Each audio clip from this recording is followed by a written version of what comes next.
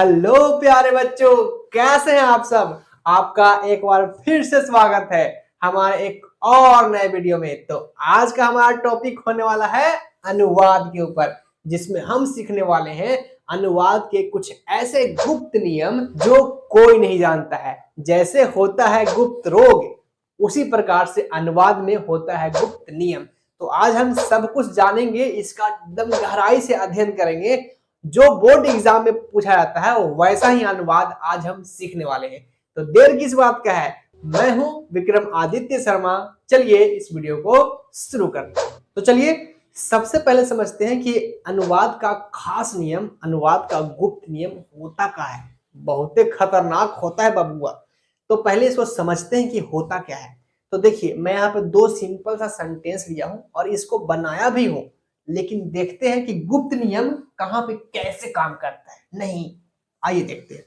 तो मैंने सिंपल सा दो अनुवाद लिया हूं और ये अनुवाद बोर्ड एग्जाम में हर साल पूछता है। भले ही इसका जो है शब्द ऊंचा नीचा हो, शब्द आगे पीछे कुछ और बदल दे, लेकिन फॉर्मेशन यही होता है। जैसे कि यहाँ पे लिखा है, राजा गरीबों को वस्त्र देता है। ये दान देने वाला है ना, हमेशा पूछता है राजा गरीबों को वस्त्र देता है, राजा भिखारियों को खाना देता है। ऐसा कुछ भी पूछे, लेकिन देने वाला ही बात करेगा। इसी प्रकार से एक सेंटेंस है, राम के साथ सीता जाती है। ये जो है जाने वाला है, साथ जाने वाला है। इसके साथ वो जाता है, तुम्हारे साथ मैं जाता हूँ, मेरे साथ मेरी गर्लफ्रेंड जाती है। तो ऐसा सेंटेंस जो है पूछेगा, लेकिन आपको साथ जाने वाला ही होगा। तो ये ऐसे सेंटेंस बहुत इंपॉर्टेंट होते हैं, और सिर्फ एक ही नहीं है, इसका बहुत सारा दोस्त है जो और है, जो बहुत इंपॉर्टेंट है। तो पहले मैं आपको ये समझाता हूं कि ये कैसे खास नियम से बनता है। तो देखिए, अगर हम बनाए राजा गरीबों को दान देता है, यानी कि नृपः दरिद्रान। देखिए, गरीबों को लिखा हुआ है, गरीबों को यानी एक गरीब नहीं है, बहुत सारा गरीब है। और आपको कारक चिन्ह भी दिख रहा है, को कौन सा कारक में आता है? द्वितीय कारक में आता है। द्वितीय कारक में होता है, कर्म कारक में आता है। द्वितीय विभक्ति का सूत्र लगाएंगे। तो अगर बालक का अगर देखते हैं तो बालकम, बालको, बालकान। उसी प्रकार से दरिद्र का बनाएंगे तो बनेगा दरिद्रान। दरिद्रान मतलब कि ढेर सारा गरीबों को। वस्त्रम यानी कि वस्त्र देता है, यानी ददाती। तो इस प्रकार से हमने बनाया है, नृपः दरिद्रान वस्त्रम ददाती। लेकिन लेकिन लेकिन ये सेंटेंस गलत है।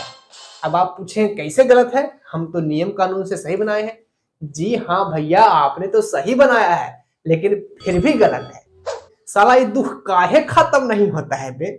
तो वही वाला बात है, आप इसको गलत कर दीजिए। तो अब पूछेंगे कि इसका सही वर्जन कौन सा है। तो सही वर्जन वही है जो गुप्त नियम से बनता है। तो देखते हैं कौन सा गुप्त नियम इसमें लगने वाला है। तो इसका जो है बनेगा नृपः। यहाँ पे द्वितीय विभक्ति नहीं लगाएंगे, भले ही जो चिन्ह है वो द्वितीय विभक्ति का है, कर्म कारक का है, लेकिन इसमें द्वितीय विभक्ति नहीं लगाएंगे, इसमें लगाएंगे चतुर्थी विभक्ति। अब आप पूछेंगे सर चतुर्थी विभक्ति का चिन्ह तो के लिए होता है। हाँ, के लिए ही होता है, क्या करे, यही नियम है।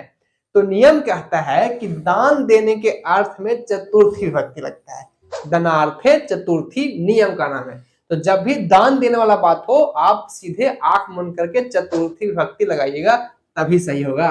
तो दरिद्र जो यहाँ लिखा है मैंने, दरिद्रान, यानी कि जो द्वितीय विभक्ति का बहुवचन देखे थे, अब आप देखिए चतुर्थी विभक्ति का बहुवचन। तो चतुर्थी विभक्ति का बहुवचन अगर आप देखते हैं बालक का, तो आपको दिखाई देगा बालकेभ्यः। उसी प्रकार से अगर दरिद्र का बनाएंगे तो बनेगा दरिद्रेभ्यः। तो हम यहाँ लिखेंगे दरिद्रेभ्यः, दरिद्रेभ्यः। अब जाकर ये सही है, नृपः दरिद्रेभ्यः वस्त्रम ददाति। इस प्रकार से ये सही होगा, ददाति। देखा आपने कैसे जो है इसका पूरा रुख ही चेंज हो गया। मतलब जहां लगना था दरिद्रान, वहां लग गया दरिद्रेभ्यः। जहां लगना था द्वितीय विभक्ति, वहां लगा है चतुर्थी विभक्ति। ये है इसका गुप्त नियम। और गुप्त नियम जो है ना, सबको बताते नहीं है। समझ में आ गया ना आपको। इसी प्रकार से एक और है, राम के साथ सीता जाती है। इसमें क्या लगेगा, इसमें देखिए राम के है। अब के कौन सा कारक चिन्ह है? षष्ठी में आता है के, का, के, की, संबंध कारक। लेकिन और उसी के अनुसार मैंने लगाया भी है। नहीं, षष्ठी में देखिए, राम का षष्ठी देखिए क्या होता है, रामस्य। लेकिन कहता है ये सेंटेंस गलत है। काहे गलत है भैया? इसमें अनुवाद के खास नियम, गुप्त नियम लगेगा, इसीलिए गलत है। समझ गए? तो इसमें हम कैसे लगाएंगे? तो इसका नियम होता है सहार्थे तृतीया, यानी साथ जाने के अर्थ में या साथ होने के अर्थ में तृतीया विभक्ति लगता है। तो यहाँ पे हम रामस्य षष्ठी विभक्ति नहीं लगाकर रामेन लगाएंगे तृतीया, रामेन यानी कि तृतीया विभक्ति। तो लिखेंगे रामेन सह सीता गच्छति। अब जाकर ये सेंटेंस सही हुआ है। रामेन सह सीता गच्छति, राम के साथ सीता जाती है। तो अब आपको समझ में आ गया होगा कि ये जो अनुवाद के खास नियम है वो बहुत ही डेंजरस है, बहुत ही खतरनाक है। इसको सीखना बहुत जरूरी है, नहीं तो आज जितना भी सीखे हैं ना आज तक, लेक्चर 1 से लेकर लेक्चर 9 तक, वो सब के सब बेकार हो जाएगा अगर आप इसका अनुवाद का गुप्त नियम नहीं जानोगे। क्योंकि आप सही बनाओगे तो, लेकिन सही होने के बावजूद गलत हो जाएगा, क्योंकि इसमें नियम ही पूरा चेंज होता है, पूरा पासा ही पड़ जाता है, खेल उल्टा पड़ जाता है। तो आइए मैं आपको एक नहीं, दो नहीं, बहुत सारा ऐसा अनुवाद के खास नियम बताने वाला हूं, और सब के सब VVI नियम बताऊंगा जो बोर्ड एग्जाम में पूछा जाता है। न एक कम न एक ज्यादा, कोई फालतू नहीं, जितना पूछागा उतना ही बताऊंगा, लेकिन सबके सब VVI होगा। ठीक है, आपको जो पूछेगा वही हम बताएंगे, कोई फालतू नहीं बताएंगे। तो शुरू करते हैं प्रथमा विभक्ति से। पहले हम प्रथमा विभक्ति का खास नियम जानेंगे, फिर द्वितीय, तृतीय, चतुर्थी, पंचमी, षष्ठी, सप्तमी, संबोधन, सबका खास नियम बारी बारी से जानेंगे। तो चलिए सबसे पहले देखते हैं प्रथमा विभक्ति का खास नियम। चलिए देखते हैं सबसे पहले प्रथमा विभक्ति, इसका गुप्त नियम क्या होता है। तो मैंने यहाँ पे लिखा है प्रथमा विभक्ति का पहला नियम। मैं आपको पहले छोटे स्टेप ले जाऊंगा, मैं तो पहले आसान, फिर धीरे हार्ड, फिर हार्ड, फिर हार्ड, फिर हार्ड, फिर महा हार्ड। तो ये सबसे आसान नियम है और सबसे छोटा नियम है। धीरे धीरे हम आगे बढ़ेंगे और कठिन करते जाएंगे। तो पहला नियम कहता है कर्ता कारक में प्रथमा विभक्ति लगता है। तो इसको अब क्या कर रहे हैं तो समझ नहीं आ रहा है। इसको और आसान करने के लिए एक एग्जाम्पल समझते हैं। तो हमारा एग्जाम्पल है, राम पुस्तक पढ़ता है। राम पुस्तक पढ़ता है। आपको इसमें ये पता करना है कि कौन करता है, कौन कर्म है और कौन क्रिया है। अगर आप ये ढूंढ लेते हो तब तो इसको बनाना आसान हो जाएगा। तो देखते हैं क्या होता है। तो कर्ता किसे कहते हैं? काम को करने वाला कहते हैं कर्ता। तो यहाँ काम जो है कौन कर रहा है? पढ़ने का काम कौन कर रहा है? राम पढ़ता है, यानी राम पढ़ रहा है। तो काम करने वाला हो गया राम, यही है कर्ता। इसके बाद करते हैं क्रिया क्या हो रहा है, मतलब काम हो क्या रहा है, क्या काम किया जा रहा है? तो पढ़ने का काम किया जा रहा है। तो ये हो गया क्रिया। आप भी कहेंगे सर क्या पढ़ाने लगे हिंदी व्याकरण। ये हिंदी व्याकरण है जरूर, लेकिन बहुत इंपॉर्टेंट है इसको समझने के लिए। तो ये बहुत इंपॉर्टेंट हो जाएगा रोल। कर्म हो, कर्ता हो गया, क्रिया होगा। ये जो पुस्तक बच गया ये क्या है? ये हो गया कर्म। क्या हो गया? कर्म हो गया। ठीक है, आपको समझ में आ गया। अब हमें ये देखो अब क्या कहता है, जो नियम है उसके अनुसार चलते हैं। कर्ता कारक में प्रथमा विभक्ति लगता है।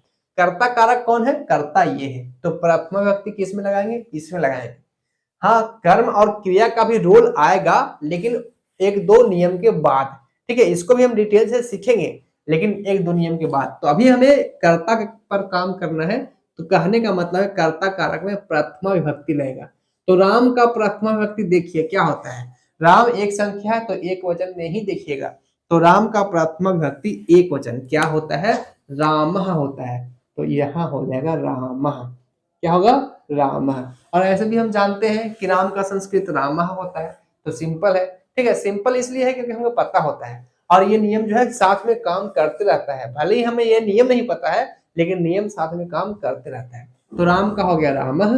अब बात करते हैं पुस्तक पढ़ता है। तो पुस्तक यानी कि पुस्तकम, पुस्तकम, और पढ़ता है यानी कि पठती, पठती। देखिए इस प्रकार से बनाएंगे। अगर आपको ये भी समझ नहीं आ रहा है बबुआ कि यहाँ पे पुस्तकम कैसे हुआ, यहाँ पठती कैसे हुआ, माथा के ऊपर हेलीकॉप्टर उड़ रहा है, तब हम समझ गए कि आप क्या कर रहे हैं। आप बेसिक नहीं देखे हैं, हमने जो 9 लेक्चर बनाया है वो नहीं देखे हैं, बस यही गलती कर दिए। अब सीधे छक्का मारने की कोशिश करोगे तो छक्का नहीं ना मारेगा। सबसे पहले हम धीरे धीरे सीखते हैं, बैट बॉल सीखते हैं, पहले थोड़ा दूर जाता है, फिर चौवा जाता है, फिर छक्का जाता है, तो धीरे धीरे जो है हम सीखेंगे। तो 1 से लेकर 9 तक जो हम पढ़ाए हैं, अब जो वो 9 वीडियो है वो इसका बेसिक है। ये जो आज हम पढ़ने वाले हैं सबका बाप है। अगर ये सीखना है तो पहले 9 वीडियो देखना पड़ेगा, इसका बेसिक जो है निचोड़ निकाल के सीखना पड़ेगा, तब जाकर आपको ये समझ में आएगा। ठीक है, आज तक कहते थे कि आपको 9 वीडियो देखना है तो पहले आपको 8वां 7वां देखना पड़ेगा। अब मैं कहता हूं कि अगर ये 10वां वीडियो देखना है, 10वां लेक्चर समझना है, तो 9 लेक्चर को अच्छे से घोल के पीना पड़ेगा, तब जाकर आप इसको अच्छे से समझ पाओगे। ठीक है, देखिए, रामः पुस्तकम पढ़ती, रामः पुस्तकम पढ़ती, राम पुस्तक पढ़ता है। ये है पहला नियम जो कहता है कर्तरी प्रथमा कर्ता कारक में प्रथमा विभक्ति होता है। कितना सिंपल है, इसे तो कुछ करना ही नहीं पड़ा, ये तो हमें पहले से पता था। तो पहले से भले ही पता हो, लेकिन आप नियम जो है याद रखिएगा, ये नियम भी होता है। ठीक है, एक सेंटेंस और लेते हैं और अच्छे से समझ में आएगा। देखिए, अगर हमारा सेंटेंस होता कि राधा नृत्य करती है, क्या करती है? राधा नृत्य करती है, राधा। अब बाबुआ बताइए आप ये कि इसमें कर्ता कारक कौन है? इसमें कर्ता कारक काम करने वाला कौन है? तो इसमें काम करने वाला है, काम करने वाली है। तो कौन काम करने वाली है? राधा। क्या करने वाली है? नृत्य। तो कर्ता कौन हुआ? राधा। तो इसको बनाएंगे तो हम इस प्रकार से लिखेंगे राधा, और ऐसे विसर्ग लगा देंगे। नहीं, भूल के भी ऐसे मत कीजिएगा, गलती हो जाएगा। इसमें विसर्ग लगा दी का मतलब इसको में लगा देंगे, नहीं। देखिए, अभी हम आपको ये बताए थे कि राम शब्द का जो है आप प्रथमा विभक्ति एक वचन देखिए तो आपने देखा रामा। उसी प्रकार से अगर आप देखेंगे राधा शब्द का प्रथमा विभक्ति एक वचन तो आपको राधा दिखेगा, ना कि इसमें विसर्ग लगा रहेगा, क्योंकि ये आकारांत स्त्रीलिंग है, ये पुल्लिंग था, ये स्त्रीलिंग है, दोनों का रूप अलग अलग बनता है। तो इसका राधा का राधा ही रहेगा, इसमें विसर्ग नहीं आएगा। यही तो कहते हैं बेसिक है, बेसिक में पता नहीं रहेगा तो कैसे काम चलेगा। नृत्य यानी कि नृत्य। अच्छा, नृत्य करती है, नृत्य करना का जो है साफ में होता है, नृत्य मतलब नाचना या नृत्य करना, तो सीधा बनेगा नृत्यति। नृत्यति यानी कि नाचती है, राधा नृत्यति, राधा नाचती है। हमें ये पता करना है, ये जानकारी रखना है कि जो राधा है ये करता है, और इसमें प्रथमा विभक्ति लगा है कि नहीं लगा है? ऑफ कोर्स लगा है सर। इसमें प्रथमा विभक्ति लगा है कि नहीं लगा है? ऑफ कोर्स लगा है। तो ये तो सिंपल नियम है। तो आपको लग रहा होगा सर ये तो हमको पता ही है। आपको भले ही पता हो, लेकिन मैंने अभी आपको क्या कहा, हम धीरे धीरे जो है हाई लेवल पे जाएंगे। तो ये तो बस शुरुआत है बबुआ, आगे आगे देखो होता है क्या। तो आइए अब देखते हैं इसका दूसरा नियम क्या कहता है। आइए तो अब देखते हैं नियम नंबर दूसरा क्या कहता है। तो नियम नंबर दूसरा है अव्यय शब्दों के योग में प्रथमा विभक्ति लगता है। तो सबसे पहले तो हमें यह समझना पड़ेगा कि सर अव्यय क्या होता है। अव्यय तो पहले कभी नहीं पढ़े, बहुत ही सिंपल है। आपने पढ़ा है, आप कहेंगे नहीं पढ़ा है, मैं कहूंगा पढ़ा है, आप कहेंगे नहीं पढ़ा है, मैं कहूंगा पढ़ा है, आप कहेंगे हट सर आप झूठ बोलते हैं, नहीं पढ़ा है। अरे पढ़ा है बबुआ। शब्दार्थ क्या होता है? शब्दार्थ जो है अव्यय ही तो होता है, और क्या होता है? ऐसे मैं आपको कहूं अव्यय क्या होता है, थोड़ा सा अलग होता है, तो थोड़ा सा डिस्कस करने में टाइम ज्यादा जाएगा। आप सीधा सीधा समझिए, अव्यय यानी कि शब्दार्थ। तो शब्दार्थ ही होता है अव्यय। ठीक है, तो हम इसको कैसे यूज करेंगे, एक एग्जांपल समझेंगे, बहुत ही अच्छे तरीके से समझ में आएगा। समझते हैं? तो देखिए, मैं एक सिंपल सा एग्जांपल लेता हूं। तो हमारा एग्जांपल है बालक कहां जाता है। बालक यानी कि लड़का होता है। ठीक है, बालक कुछ ऐसा मत समझिएगा कि बालक एकदम कुछ शुद्ध हिंदी है। अरे बालक मतलब लड़का होता है, संस्कृत है और हिंदी भी है। ठीक है, तो बालक कहां जाता है, कहां जाता है। अभी तक हम जो सीखे थे, हम जो देखे थे अनुवाद कि बालक जाता है, वह खाता है, तुम गाती हो, बस इतना ही। अब जो है यहाँ पे एक नया वर्ड आया है कहां, यानी एक नया शब्द जुड़ा है। कहां, क्या, कैसे, वहां, यहाँ, जो अलग से जो वर्ड जुड़ा है इसी को तो कहते हैं शब्दार्थ, मतलब अलग से एक शब्द है। तो बालक कहां जाता है, तो ये है अव्यय। क्या है? यही है अव्यय। तो जब अव्यय आएगा तो हमें कर्ता कारक में प्रथमा विभक्ति लगाना पड़ेगा, यानी कि इसमें नहीं लगाएंगे हम प्रथमा इसमें लगाएंगे, इसका तो प्रथमा होता भी नहीं है, इसी का होता है, शब्द का जो है बनता है। तो हम कैसे बनाएंगे, देखिए बनाएंगे तरीका क्या है। बालक, बालक में कौन सी विभक्ति लगाना है? प्रथमा, क्योंकि यहाँ पे अव्यय आया है। तो बालक का प्रथमा एक वचन देखिए क्या होता है, बालका होता है। तो बालकः कहाँ जाता है, तो कहाँ यानी कि कुत्र। कुत्र मतलब होता है कहाँ, याद रखिएगा कुत्र मतलब कहाँ, जाना का होता है गच्छति, ग आधा च छ अर्थी गच्छति यानी कि कहाँ जाता है। बालकः कुत्र गच्छति, बालक कहाँ जाता है, ऐसे हो गया। एक सेंटेंस और लेते हैं और अच्छे से समझ में आएगा। कहा है यार, बार बार मार्कर गिर जाता है। पिछले बार भी ये मार्कर गिर गया था, मुझे लगता है ये मुझसे बहुत नाराज है, इसको जरूर कोई और मिल गया होगा। हम सही कह रहे हैं ना, हम सही कह रहे हैं, हम समझते हैं तुम्हारा बात। चलो एक सेंटेंस और लेते हैं, उसके बाद और अच्छे से समझ में आएगा। तो हमारा नेक्स्ट सेंटेंस है मोहन यहाँ आता है। मोहन, इसको कैसे बनाएंगे, देखिए यहाँ पे भी यहाँ जो आया है वो भी एक अव्यय है, तो इसमें भी हम लगाएंगे प्रथमा विभक्ति। किसमें, मोहन में लगाएंगे, इसमें नहीं लगाएंगे, इसमें लगाएंगे। तो मोहन का प्रथमा क्या होगा, प्रथमा एकवचन क्या होगा, मोहन।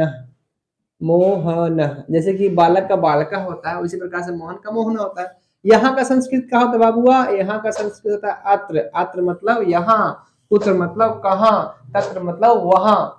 ये सब अव्यय है। ऐसे तो मैंने पहले बहुत पहले पढ़ाया था, फिर से पढ़ा देंगे, टेंशन किस बात का है, पढ़ा देंगे। मोहन अत्र, मोहना अत्र, मोहन यहाँ आता है। आना का संस्कृत क्या होता है, आना का संस्कृत होता है आगच्छ, और इसका धातु रूप बनाकर बनाएंगे आगच्छति। कभी कभी क्या होता ना है कि गलिया में जो है ना, जहां पे हम रहते हैं बहुत सारा बाइक चलते रहता है। अब जब बाइक चलता है तो आवाज रिकॉर्ड हो जाता है, बहुत ही गुस्सा आता है, पर क्या कर सकते हैं, फिर एडिट करते हैं, मेहनत करते हैं, उसको काटते हैं, बहुत ही मेहनत लगता है वीडियो बनाने में। मोहना अत्र आगच्छति, मोहन यहाँ आता है। ठीक है, तो ये समझ में आ गया आपको। अव्यय क्या होता है, शब्दार्थ होता है, और जब शब्दार्थ आता है तो आप समझिए इसमें प्रथमा विभक्ति लगता है। ये था इसका दूसरा नियम। अब जानते हैं तीसरा नियम क्या होता है। आइए अब जानते हैं इसका तीसरा नियम क्या होता है। तो तीसरा नियम है केवल नाम व्यक्त करने के लिए प्रथमा विभक्ति का उपयोग होता है। केवल नाम व्यक्त करने के लिए, अगर सिर्फ नाम लिखना है जैसे राम, तो हम लिखेंगे रामा। ठीक है, मैं लिख कर दिखाता हूँ। राम लिखना है तो हम लिखेंगे रामा। ठीक है, आप रामा लिखेंगे मतलब कि इसमें प्रथमा विभक्ति लगा है और ये नाम है। अगर आप लिखते हैं रामम तो ये नाम नहीं होगा, ये कर्म हो जाएगा, कर्म कारक हो जाएगा, राम को हो जाएगा।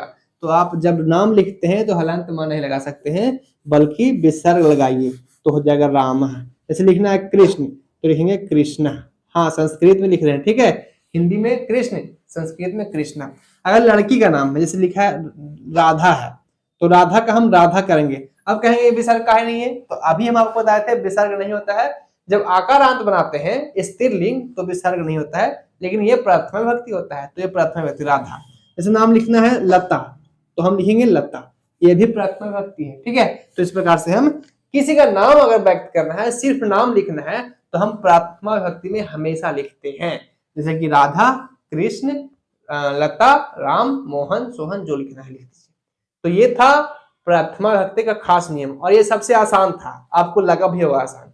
अब जो हम सीखने वाले हैं वो थोड़ा सा हार्ड होगा और ज्यादा से ज्यादा इंपॉर्टेंट भी होगा। तो आइए अब सीखते हैं द्वितीय विभक्ति का खास नियम क्या होता है। क्या होता है, क्या होता है, क्या होता है, अरे ये होता है। आइए अब देखते हैं द्वितीय विभक्ति का कौन कौन सा नियम है। तो हमने पहला नियम यहाँ पर लिखा है कर्म कारक में द्वितीय विभक्ति होता है। मैंने आपको कहा था ना कुछ देर आगे हम कर्म कारक भी सीखेंगे, तो आ गया कर्म कारक। तो वही एग्जाम्पल लेंगे जो हम पहले लिए थे, राम पुस्तक पढ़ता है। राम पुस्तक पढ़ता है, और इसमें हम ढूंढेंगे द्वितीय कहाँ है, कैसे लगाया इसका। ठीक है, तो समझ आया अच्छे से, पढ़ता है, राम पुस्तक पढ़ता है। तो हमें तो ये तो पता है कि कर्ता कारक में प्रथमा विभक्ति होता है। तो कर्ता कारक कौन है, राम है, तो हम राम का प्रथमा क्या लगाएंगे, रामा। रामा हो जाएगा, राम का रामा, क्योंकि ये प्रथमा विभक्ति लगाएंगे कर्ता कारक। और ये क्रिया है और ये है कर्म, और हमें कर्म की ही बात करनी है। कर्म कारक में कौन सी विभक्ति, द्वितीय विभक्ति। तो पुस्तक का द्वितीय क्या होता है, तो पुस्तक का जो शब्द रूप है फल के जैसा चलता है। तो फलम फले फलानी, फलम फले फलानी, द्वितीय में होता है फलम फले फलानी। तो पुस्तक का होगा क्या, पुस्तक तो एक ही है, तो पुस्तकम हो जाएगा, पुस्तकम, पुस्तके, पुस्तकानी। तो एक वचन में पुस्तकम हो जाता है, पुस्तकम, ऐसे पुस्तकम। आपने पिछले अनुवाद में भी देखा होगा, हम यहाँ पे हलंत म ही लगाए थे। अगर आप ऐसा चाहो कि यहाँ पे ऐसे कर दे पुस्तका, जैसे रामा है, यहाँ विसर्ग है तो यहाँ भी विसर्ग लगा दो और सही बना दो, तो ये गलत हो जाएगा, पुस्तकम होगा। क्यों पुस्तकम होगा? क्योंकि अभी हमने आपको बताया कि ये हो गया कर्म कारक और कर्म कारक में द्वितीय विभक्ति लगता है। छोटा छोटा बात का जो है ना बहुत ध्यान रखा जाता है, इसी से जो है सेंटेंस गलत और सही होता है। देखिए जैसे मैथ बनाते हैं, माइनस प्लस का बहुत इंपॉर्टेंस होता है, एक अक्षर गड़बड़ाया और पूरा आंसर गलत। उसी प्रकार से ये भी है मैथ के जैसा, एक चीज आप गड़बड़ा दिए जो सेंटेंस है वो खराब हो जाएगा, सब खराब हो जाएगा, सारा गुड़ गोबर हो जाएगा। तो आपको ध्यान देना है। रामः कर्ता कारक है इसलिए प्रथमा लगाए, पुस्तक कर्म कारक है इसलिए द्वितीय लगाए, पढ़ता है ये क्रिया है और क्रिया जो है धातु बनता है, तो पठती पठती बनेगा। रामः पुस्तकम पठती, राम पुस्तक पढ़ता है। एक एग्जांपल और लेते हैं, अच्छे से समझ में आएगा। तो एक एग्जांपल हमारा और है, क्या है एग्जांपल हमारा? वे दोनों फल खाते हैं। वे दोनों फल खाते हैं, इसको कैसे बनाएंगे? और इसमें कर्म कौन है? फल खाते हैं, खाते हैं वही खाते हैं, मैं तो रोज खाता हूँ फल, मैं रोज फल खाता हूँ, ये सही बात है। मैं सुबह खाना नहीं खाता हूँ, आपको सच बता रहा हूँ, मैं सुबह खाना नहीं खाता हूँ। तो कब खाता हूँ खाना? दोपहर को और रात को। सुबह क्या खाता हूँ मैं? खीरा, ककड़ी, टमाटर, गाजर, मूली, संतरा, सेब, जो मिले सब खा जाओ। सुबह जो है यही खाता हूँ, इससे पेट साफ होता है और इम्यूनिटी बढ़ता है। तो जो मिले कच्चा खा जाओ, चबा जाओ, लेकिन लेकिन खाना मत खाओ। दोपहर को खाना खाता हूँ मैं।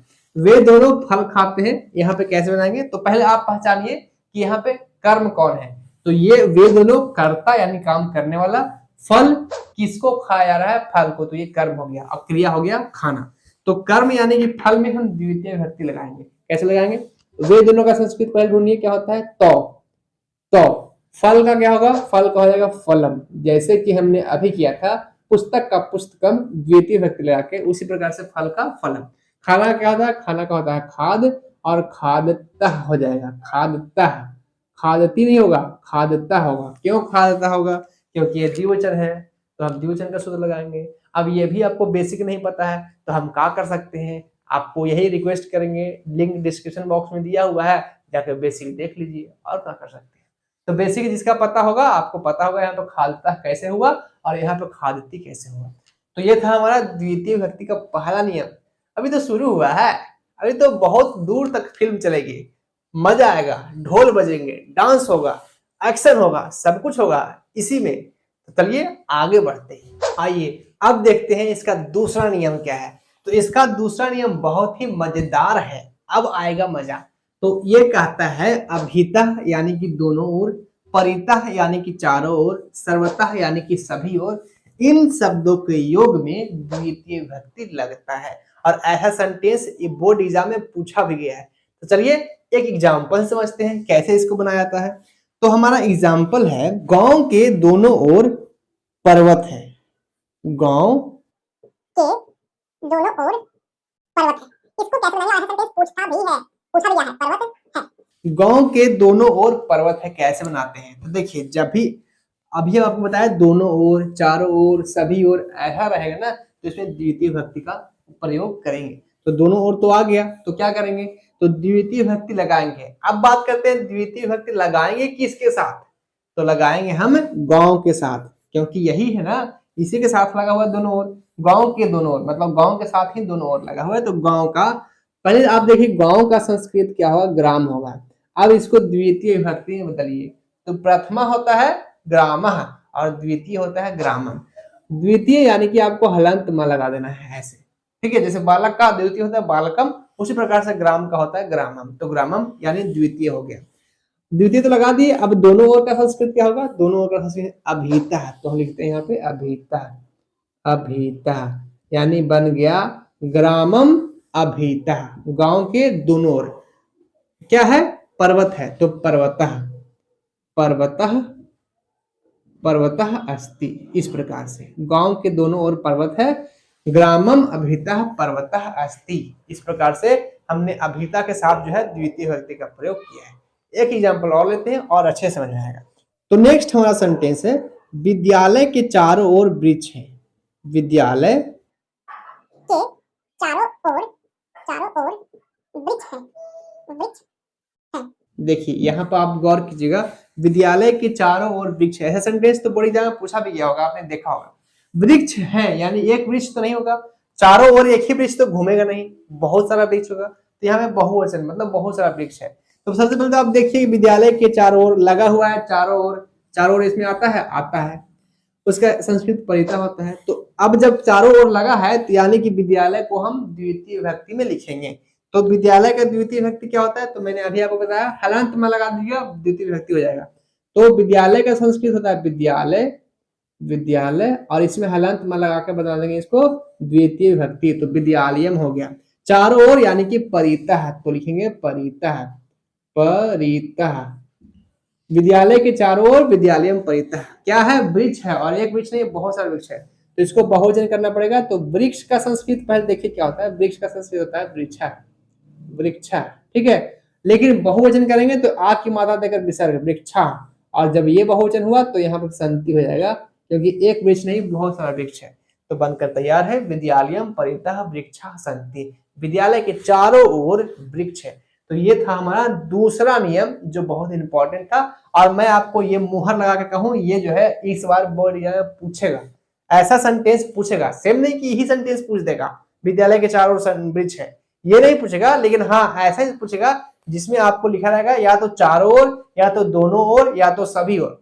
तो ऐसे सेंटेंस को हम द्विवचन से द्वितीय विभक्ति से बनाते हैं, ये आप याद रखिएगा। आइए इसका तीसरा नियम देखते हैं, इसका तीसरा नियम क्या होता है। आइए देखते हैं इसका तीसरा और अगला नियम क्या है। तो ये नियम कहता है कि प्रति यानी कि ओर, अनु यानी कि पीछे, धिक यानी कि धिक्कार, निक्सा यानी नजदीक, अंतरा यानी बीच में, अंतरेण यानी बिना, यावत यानी तक, इन शब्दों के योग में द्वितीय विभक्ति लगता है। अब मजा आ रहा होगा, क्योंकि अब जो है नियम थोड़ा सा लग रहा है, नियम है, गुप्त नियम है, सबको पता नहीं होता है। आइए एग्जाम्पल समझते हैं कि कैसे इसका प्रयोग होता है। तो एक एग्जाम्पल लेते हैं बहुत ही साधारण सा, मंदिर के नजदीक नदी है। पहला एग्जाम्पल है मंदिर के नजदीक क्या है, नदी है, नदी है, कैसे बनाएंगे आप देखिए। यहाँ पे नजदीक शब्द आया है, और नजदीक कहाँ पे है, कहाँ पे है यार नजदीक, यहाँ है नजदीक, निक्सा। तो जब ऐसा शब्द आएगा तो हम कौन सा विभक्ति लगाएंगे, द्वितीय विभक्ति लगाएंगे। किसमें लगाएंगे द्वितीय विभक्ति, मंदिर के नजदीक, यानी ये जो नजदीक जो है मंदिर के साथ जुड़ा है, तो मंदिर में लगाएंगे। तो अभी आपको बताया ही था, जब भी द्वितीय विभक्ति का प्रयोग करना हो आप हलंत में लगा दीजिएगा।